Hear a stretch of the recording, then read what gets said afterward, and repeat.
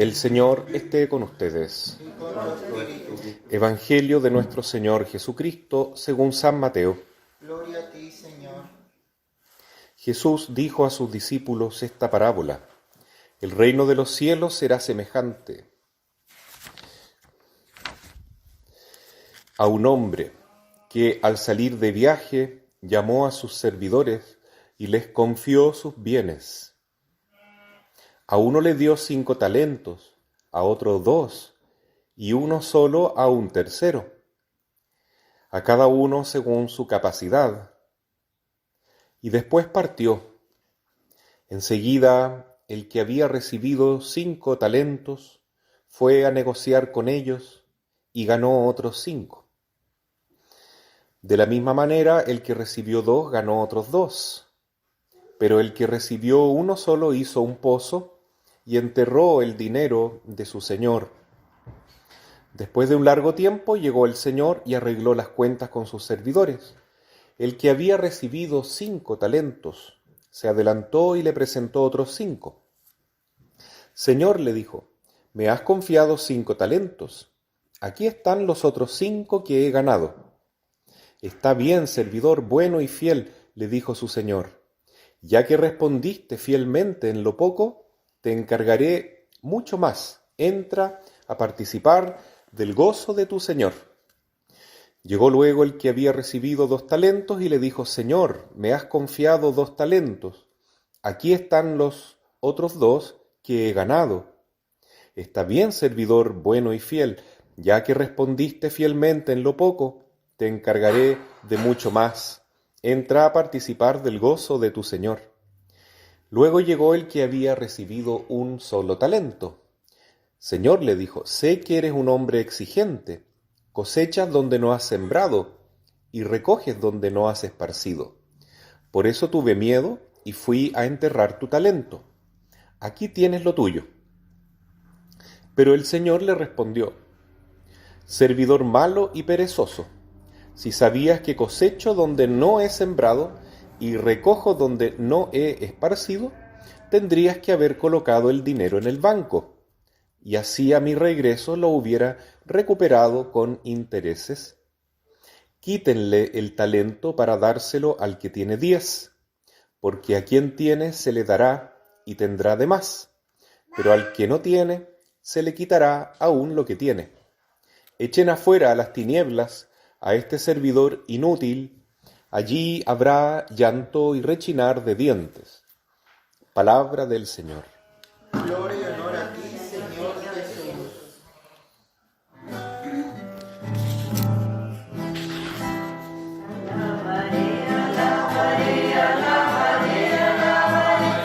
Alabaré a mi Señor. Alabaré, alabaré, alabaré, alabaré. Alabaré a mi Señor. Tomemos asiento. Queridos hermanos, hemos estado viviendo este tiempo de la cuarentena como un gran retiro espiritual, en cierta medida que Dios nos ha regalado para reflexionar en la ley de Dios y en las cosas que vivimos en el día a día, en el mundo, y cuál es nuestro papel en esta creación donde Dios nos ha colocado. Estamos acá como en un escenario donde tenemos que actuar un papel, ¿no es cierto? Como en una obra de teatro o en una película, si uno quiere, ¿no? Y cada uno es actor de su propia vida. Y cada uno tiene que cumplir un libreto. Pero Dios tiene para todos nosotros un libreto, tiene un plan. Él quiere que uno se dedique a una cosa, otro quiere que se dedique a otra, y todos vamos cumpliendo nuestra partecita en la construcción del reino de Dios, que es una familia más unida, que es como vemos aquí unas ovejitas que quieren entrar a la iglesia. Estamos en el campo en este momento. ¿Ve? Ahí están diciendo amén. Y la tarea que Jesús nos da es que seamos corderos fieles de su rebaño, es decir, que sigamos sus pasos, ¿no? Entonces lo mismo Jesús. Jesús vino al mundo, Él es el Hijo de Dios y tenía que cumplir un papel en este mundo. ¿Cuál era la tarea de Cristo, no? Bastante difícil, se la dio el Padre Dios, pero era su hijo, a él le exigió más que todo, porque él tuvo que morir en la cruz para perdonar todos nuestros pecados y aceptar libremente ese suplicio, ¿no? Esa tortura, ofrecer su vida a modo de perdón para que nosotros pecadores podamos tener vida eterna, podamos tener una vida nueva. Difícil tarea de Jesús, ¿no? Pero Jesús es la persona que recibió más talentos porque Él es el Hijo de Dios. Pero esos talentos, ¿para qué los ocupó Jesús? ¿Para servirse a sí mismo o para ayudar a los más necesitados? Para ayudar al prójimo, ¿no? Entonces es así, cuando uno ayuda a los demás, que uno gana más talentos todavía para Dios. En cambio, si uno se guarda los talentos para uno mismo, es como esconder la plata debajo del colchón. Uno no la va a perder, pero tampoco va a ganar nada. Y ni siquiera la va a usar. ¿No es cierto? Por eso mucha gente en este tiempo del 10% de la AFP sacó ese talento y lo invirtió en algo, ¿no? Mucha gente lo ha invertido para tener una nueva fuente laboral, de trabajo, si se ha quedado sin trabajo, ¿cierto? Porque los talentos que recibimos no los debemos esconder, los debemos utilizar, ¿ya? Ustedes escucharon bien la parábola del talento, ¿no? Que es muy bonita. El patrón le da 5 talentos a uno, a otro le da 2 y a otro le da 1. El que gana 5 talentos, trabaja con ellos, se arriesga, ¿no? Es un emprendedor y obtiene 5 talentos más. El que recibe 2, lo mismo, y gana 2 talentos más. Y todo se lo devuelve al Señor. Y el Señor le da una recompensa gigante, ¿no? Al que le dio 10 talentos de vuelta, le dio 10 reinos, dice otro evangelio, para que cuidara. A otro que ganó 4 talentos, entonces ahora administra 4 reinos, porque fuiste fiel en lo poco, ahora serás fiel en lo mucho. Pero aquel siervo flojo y miedoso, cobarde, porque él mismo dice que tuvo miedo, no quiso trabajar su talento. Y lo guardó debajo del colchón o debajo de un árbol, lo enterró ahí hasta que pudiera devolvérselo al patrón. Y más encima insultó al patrón. Le dijo, tú eres un hombre muy exigente que cosechas donde no has sembrado, tuve miedo, toma de vuelta tu talento. Y el patrón se enojó mucho, ¿no? Y allá habrá llanto y rechinar de dientes para el que no cumplió la labor con su talento. Bueno, ¿qué significa esa parábola? Porque los cuentos de Jesús son para nuestra vida, ¿no? Diaria. Es que nosotros, mientras estamos en este mundo, tenemos que hacer rendir nuestros talentos. La palabra talento, en realidad, para los judíos, era una cantidad de plata, de dinero, ¿ya? Más o menos, imaginemos que un talento son como 1 millón de pesos de los días de hoy, ¿no? A uno le dio 10 millones, a otro 5, a otro 1. ¿Qué haría yo con 10 millones? Hartas cosas, ¿no? Pero ¿me dedicaría a trabajar esos 10 millones para producir otros 10? Bueno, esa es la cosa. O los iría a gastar por ahí a hacer fiesta, a un paseo. Eso es lo que uno tiene que decidir, ¿ya?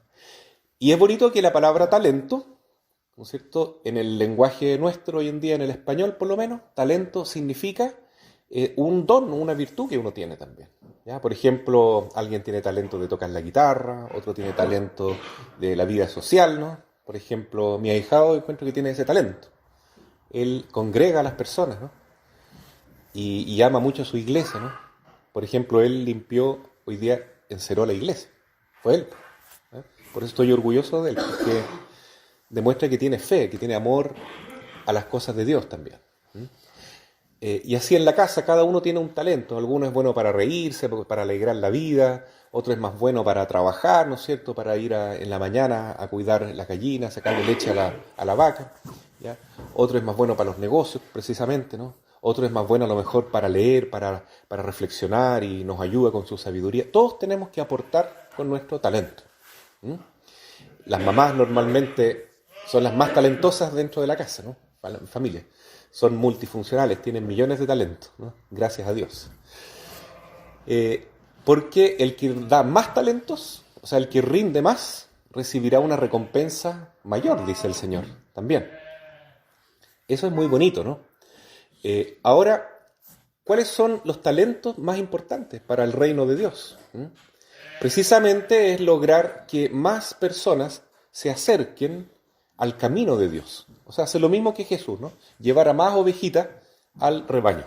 Y si hay algunas ovejitas perdidas por ahí, no condenarlas, no atacarlas, sino que tratar de atraerlas, ¿no? De a poquitito, con lazos de amor, de bondad y de convencimiento, de tratar de persuadirlas de que el camino de Jesús es mejor. Ese es el talento que debemos explotar en nuestra fe cristiana. Porque también existen los antitalentos, ¿no? Son capacidades que utilizan a veces las personas, pero para el mal, ¿no? Por ejemplo, como decía aquí don Fermín, él estaba viendo la película de Moisés, ¿ya? Entonces, Moisés es un hombre que habla con Dios y trata de guiar al pueblo, ¿no? Por el desierto, y que ese pueblo cada vez se acerque más a la ley de Dios. Entonces, ese es el talento de Moisés. Conversar con Dios y hacer que el pueblo ame la ley de Dios. Hoy en día se va a discutir la ley en Chile, la Constitución, las leyes. Estamos en un tiempo de reflexión como país. Entonces, los cristianos deberíamos tener el talento de llevar, ¿no es cierto?, el pensamiento, la mentalidad de Dios al día a día, ¿no? Por ejemplo, si en un ambiente donde yo estoy por ahí se está hablando mucho de violencia, de conseguir las cosas por medio de agresividad, de odio, si yo soy cristiano, a lo mejor sin hablar siquiera de Jesús, puedo decir una semillita de paz, de bondad, de entendimiento, de tratar de buscar otro camino, de más de concordia, de armonía entre nosotros. Porque a lo mejor dialogando, entendiéndonos, vamos a avanzar mucho más allá que tirándonos las mechas y peleando, ¿no es cierto? Entonces los cristianos tenemos una tarea en el mundo, ¿no? Y lo que trataba de hacer Moisés era eso. Le decía a los que robaban, miren, mejor no roben, sean honestos. ¿Ya? A los que eran adúlteros, ¿no es cierto? Miren, mejor sean fieles a su mujer, sean fieles a su marido. Vamos a formar familias mucho más lindas y unidas y los niños van a ser más felices. Y así se iban formando los 10 mandamientos, ¿no? Al que era muy mentiroso o era bueno para hablar de los demás, oye, mejor mordámonos la lengua y tratemos de no decir tonteras, ¿no es cierto?, para construir una comunidad más unida, ¿no? Entonces ahí estaba Moisés siempre, ¿no? Dele que suene, tratando de llevar la ley de Dios a su comunidad. Pero a veces el pueblo era porfiado, ¿no? Entonces Moisés se alejaba porque iba al cerro a orar o a hablar con Dios, y el pueblo tomaba las joyas que había traído de Egipto, ¿y qué es lo que hacían? Un becerro de oro, un becerro de oro que es un ídolo. Y dijeron, este es Dios. Y los seres humanos hoy día hacemos lo mismo, ¿no? Nos olvidamos de Cristo, olvidamos la ley de Dios y nos vamos detrás de los ídolos, ¿ya? Y ahí tenemos la brujería, los que van a ver el tarot, los que se van a leer la mano, los que van a hacer cualquier cosa, cualquier brujería, que creen que Dios está en el sol, que Dios está en la creación. Adoran un becerro, imagínense. Imagínense que fuéramos tan tontos nosotros que pesquemos una oveja y nos arrodillemos delante de ella, pensando que este es Dios. Seríamos muy tontos, ¿no es cierto? Pero es que las personas, cuando están atrapadas por el engaño del diablo, son capaces de hacer eso. Los egipcios hacían eso, ¿no? Adoraban a la luna, adoraban al sol, adoraban a los gatos, hacían puras tonteras, porque estaban perdidos, ¿no? Y todos los pueblos de la tierra, en toda la historia, han estado desorientados porque el diablo sabe cómo engañarnos, ¿no? Desde el paraíso, desde el primer momento, el ser humano se dejó engañar por Satanás. Entonces, seguir el camino de Dios realmente es el mejor talento. Seguir el camino de Moisés. Y en el Nuevo Testamento, el nuevo Moisés es Jesucristo. Nosotros seguimos esta nueva ley, este nuevo mandato que Cristo nos ha dado. Él es la ley principal que debemos seguir. Entonces los cristianos no debemos tener miedo, ¿no? Hay gente que dice, estamos desorientados, estamos perdidos. En este país ya no hay leyes, no hay autoridad, no hay nada. Para nosotros no. Para nosotros sí hay un pastor, hay un guía, que es Jesucristo, que es el Señor. Y tenemos una celestial pastora, la Virgen María, a quien está consagrada esta capilla, ¿no es cierto?, la Virgen Madre del Pueblo, que no nos va a dejar solos. nos va a cuidar siempre y nos va a llevar de la mano por este camino de Jesús, ¿no? Nos va a conducir como el pastor que conduce las ovejitas, por el camino que es Cristo Jesús. Ese es el buen camino, ¿no? Y alegrémonos también por esta frase que dice San Pablo en la carta a los Corintios, muy bonita, que los más importantes a los ojos de Dios son los que el mundo considera más débiles, más insignificantes, ¿ya? Ahora entramos en un periodo de elecciones políticas, ¿no? Entonces ahí van a aparecer, yo soy el capo, voten por mí, yo les voy a solucionar todos sus problemas, siempre lo que pasa en tiempo de campañas, ¿no? Pero Dios tiene otra mentalidad, Dios elige a los sencillos del mundo, ¿no? Aquí como dice, miren qué bonito, ¿no? Porque el mensaje de Jesús es para los humildes, y los que son sabios para el mundo son necios para Dios, ¿no? Y Dios eligió lo que el mundo tiene por necio para confundir a los sabios, ¿no? Dios elige a los pequeños, a los humildes. En Fátima la Virgen se aparece a los pastorcitos, en Lourdes también, ¿no es cierto? En Guadalupe se aparece a un hermano, ¿cómo se llama? De allá, azteca, ¿no es cierto? Muy humilde, muy sencillo, Juan Diego. Y estas personas son en este momento los príncipes en el cielo, son los reyes en el cielo, reinan con Cristo. En el mundo no significaban nada, pero ellos siguieron el camino de María y ahora están gozando con Dios en el cielo. ¿Cómo podemos hacerlo para participar de esta gloria eterna, hermano? Bueno, tomemos nuestros talentos que Dios nos ha dado y utilicémoslo para servir a Cristo y para servir al prójimo. Y la recompensa no la podemos ni siquiera imaginar. Yo creo que hay que apostar por Jesús. Él es nuestro verdadero Rey, nuestro verdadero Dios y nuestro Salvador. Así sea.